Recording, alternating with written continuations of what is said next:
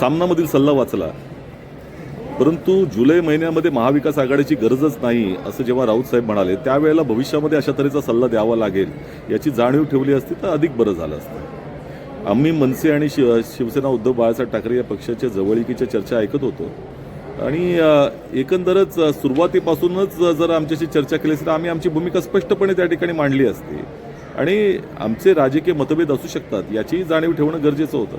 राहता राहिला बिहारचा निकाल हा सर्व विरोधी पक्षांना संदेश आहे आणि तशाच पद्धतीचा महाराष्ट्र विधानसभेचा देखील निकाल आला होता हे लक्षात ठेवणं आवश्यक आहे. एकंदरच भारतीय जनता पक्ष हा लोकशाहीसाठी अतिशय संकट आहे.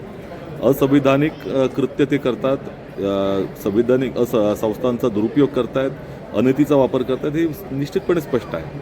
परंतु भारतीय जनता पक्षाच्या अनीतीचा, संविधान विरोधी कृत्याचा, लोकशाही विरोधी कृत्याचा जर विरोध करायचा असेल तर आपल्याला ही नीतीपूर्ण संविधानाला स्वीकारून, लोकशाही स्वीकारून प्रामाणिकपणे भूमिका बजावावी लागेल असं काँग्रेस पक्षाचं धोरण आहे. आणि त्यामुळे जर भारतीय जनता पक्षाच्या विद्वेषपूर्ण राजकारणाचा आम्ही विरोध करतो तर इतरही धार्मिक, जातीय, भाषिक कुठल्याही तऱ्हेचा विद्वेष असतो त्याचा प्रामाणिकपणे काँग्रेस पक्ष विरोध करत राहील आणि त्याच दृष्टिकोनातून आमची पावलं प्रत्येक निवडणुकीच्या वेळी उचलली जातात.